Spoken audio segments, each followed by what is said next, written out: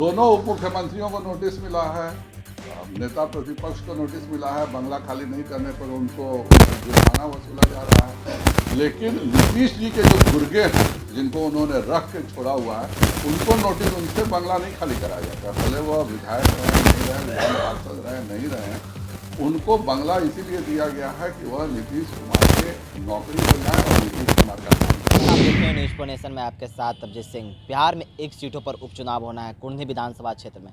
इसी को लेकर जो बीजेपी के प्रदेश अध्यक्ष डॉक्टर संजय जायसवाल हैं, उन्होंने साफ तौर पर मुख्यमंत्री नीतीश कुमार पर जमकर हमला बोला है। उन्होंने साफ तौर पर बताया कि जिस तरह से जो कुंडली विधानसभा में मुकेश सहनी की भी पार्टी उतारी गई है, तो उनका साफ तौर पर कहना है कि ये मुख्यमंत्री के एजेंट हैं, ये मुख्यमंत्री के द्वारा उतारे गए हैं। उन्होंने साफ तौर पर मुख्यमंत्री से सवाल किया है कि मेरे दोनों उप मुख्यमंत्री और जो विधानसभा के नेता प्रतिपक्ष विजय सिन्हा हैं, उनके आवास खाली करने की बात करते हैं। जिनकी 6 महीने पहले ही विधान परिषद का सदस्यता चला गया, उनके आवास खाली करने की क्यों बात नहीं करते हैं। ये मुकेश सहनी हैं जो साफ तौर पर मुख्यमंत्री नीतीश कुमार के एजेंट हैं।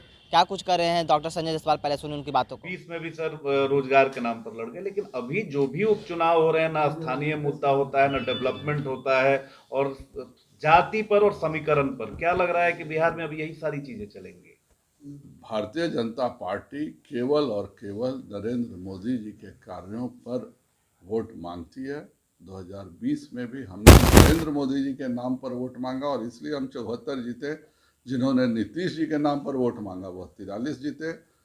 और आज भी हम नरेंद्र मोदी जी के कार्यों पर वोट मांगते हैं। समीकरण बैठाना 6 बजे शाम को जो लोग महफिल सजाते हैं, उनका काम है कि इसको काटो, इसको जोड़ो, इसको बांटो। भारतीय जनता पार्टी सभी का, सबका साथ, सबका प्रयास, सबका विकास पर ही आधारित कार्य करती है। सर एक आखिरी सवाल मिला है सर बंगला खाली करने के। दोनों उप मुख्यमंत्रियों को नोटिस मिला है, नेता प्रतिपक्ष को नोटिस मिला है, बंगला खाली नहीं करने पर उनको जुर्माना वसूला जा रहा है। लेकिन नीतीश जी के जो गुर्गे हैं जिनको उन्होंने रख के छोड़ा हुआ है, उनको नोटिस, उनसे बंगला नहीं खाली कराया जाता। भले वह विधायक रहे नहीं रहे, विधान पार्षद रहे नहीं रहे, उनको बंगला इसीलिए दिया गया है कि वह नीतीश कुमार के नौकरी हो जाए और नीतीश कुमार का काम। पूरे बिहार नहीं, भारत में इस तरह की चीज़ें हो रही हैं। श्रद्धा की जिस तरह से हत्या की गई और जिस तरह से धोखे से एक साजिश रची जा रही है। और मुझे आश्चर्य होता है, जब झारखंड में एक डकैत पकड़ाया था तो उसको देख के लिए पूरे बिहार के तथाकथित सेकुलर लोग का मुंह खुल गया था। लेकिन आज हमारी एक बेटी के 35 टुकड़े हुए हैं। आप उठा के देख लीजिए, जो लोग पशु तस्कर के पक्ष में बोलते थे, जो लोग डकैतों के पक्ष में बोलते थे, आज उनके मुंह में आवाज़ नहीं आ पा रही है। यह, इससे दुखद बात कुछ नहीं हो सकती है। बहुसंख्यक समाज को समझना चाहिए कि हमें अपने अधिकारों के प्रति सचेत रहना पड़ेगा। बिहार में भी नगर निकाय के चुनाव में जानबूझकर हिंदू अति पिछड़ों के साथ उपेक्षा का काम बिहार सरकार कर रही है। जो कुल्हैया मुसलमान हैं, शेखौरा मुसलमान हैं, जो भी फॉरवर्ड हैं, जो अगड़े माने जाते हैं मुसलमानों में, उनको अति पिछड़ा में शामिल किया गया है। सरफराज आलम जब खुद कुल्हैया के मंत्री हैं, तो जितने भी हिंदू अति पिछड़ों का हक मुस्लिम सवर्णों को दिया जा रहा है, वह उसको अति पिछड़ा आयोग को जरूर ठीक करें। जदयू कह रहे कि बीजेपी कहीं नहीं टिकने वाली और है। मुकेश सहनी भी कह रहे हैं जो हाल बोचाहा में हुआ था वही हाल यहाँ भी होने समय बता देगा, 8 तारीख तक का इंतजार कीजिए। यह बात निश्चित है कि भारतीय जनता पार्टी जीतेगी। नीतीश जी जब सीधे जीत नहीं सके हैं, तो वह उन्होंने 2-4 अपने एजेंट बहाल करके रखे हैं, जो इसी काम में लगा रहता है कि कैसे भाजपा का वोट कटे। जनता काफ़ी समझदार हो चुकी है और जनता इस तरह के जो लोग हैं जो कि वोट काटने के लिए जिनको एजेंट के रूप में बनाया गया। मेरा तो नीतीश कुमार से प्रश्न है कि आप दोनों उप मुख्यमंत्री का आवास खाली कराने को कहते हैं, आप नेता प्रतिपक्ष का आवास जबरदस्ती खाली कराने का नोटिस देते हैं, लेकिन किस नाते एक व्यक्ति जो 6 महीने पूर्व खत्म जिसका हो चुका है विधान परिषद का, उसको आपने क्यों आवास दिया हुआ? तो यह सब एक कुछ नीतीश जी की शुरू से आदत रहती है कि कुछ वो डमी रखते हैं, जो डमियों का उपयोग करते हैं। वह डमी का उपयोग राजद के खिलाफ भी करते हैं, भाजपा के खिलाफ भी करते हैं। इस तरह के डमी लोगों की चिंता में सर एक सवाल है कि केंद्र ने सारी खाद उपलब्ध करा दिया है, ये उठाव नहीं कर पा रहे हैं।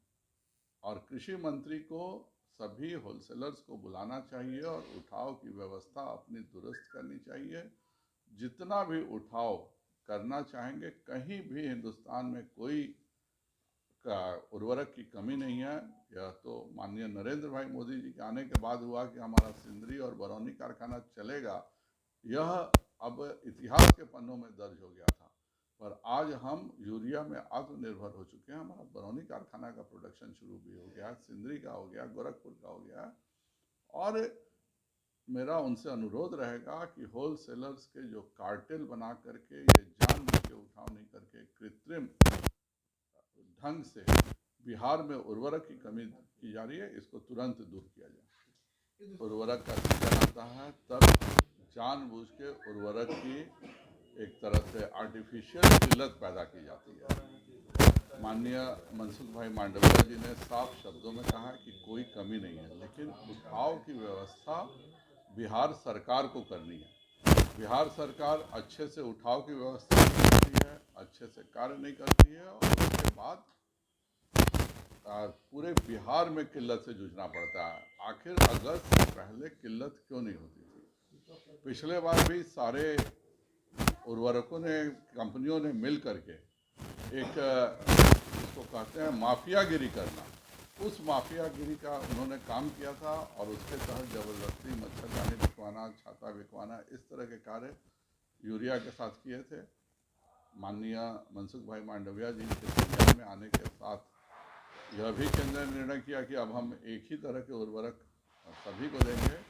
और इस बार भी मैं देख रहा हूँ कि बिहार सरकार अपने बिहार के होलसेलर्स पर उठाव पे ध्यान नहीं दे रही है और पूरे बिहार में कृत्रिम कमी पैदा की जा रही है। उसी प्रकार बिहार के विभिन्न जिलों में कहीं अरवा की ज़रूरत है, कहीं उसना चावल की ज़रूरत है। मैं माननीय मुख्यमंत्री जी से अनुरोध करता हूं कि जो पहले पॉलिसी बनाई उन्होंने केवल उसना होगा, वह पॉलिसी पर पुनः विचार करें। ज़्यादातर अरवा चावल की छोटी राइस मिल्स हैं। जिन जिलों में, जिन प्रखंडों में उसना चावल खाया जाता है वहाँ आप उसना चावल दें, और जहाँ अरवा चावल खाया जाता है वहाँ अरवा चावल दें। यह एक प्रकृति है और हर इलाके के लोग अलग अलग बटे हुए हैं। मेरे इलाके में कोई अरवा चावल नहीं खाता है, इस इलाके में कुछ उसना चावल नहीं खाता है, पटना नालंदा के इलाके में। तो इसमें एक बैलेंस बनाने की जरूरत है। पूरा कृषि मंत्रालय आज मैं देख रहा हूँ कि उर्वरक की कमी को दूर करने में अक्षम है और अपनी अक्षमता का दोषारोपण कर रहा है। जब सरकार ने एक निश्चित अलॉट कर दिया है तो उठाव की व्यवस्था की जिम्मेदारी बिहार सरकार की है, जिसमें तो आपने साफ तौर पर सुना कि संजय जायसवाल ने जो कुर्नी विधानसभा के क्षेत्र में जो उपचुनाव होना है उसको लेकर उन्होंने साफ तौर पर कहा है कि जो मुकेश सहनी की पार्टी है वो मुख्यमंत्री नीतीश कुमार पर कहने पर उतरी है। और उन्होंने साफ तौर पर मुख्यमंत्री से सवाल भी किया है कि हमारे दोनों उप मुख्यमंत्री और नेता प्रतिपक्ष को बंगला करने की बात करते हैं, तो जिनके जो 6 महीने पहले विधान परिषद का जो सदस्यता चला गया उनको क्यों नहीं कहते हैं। इस तमाम खबरों के लिए बने रहे न्यूज़ पर नेशन के साथ। नमस्कार।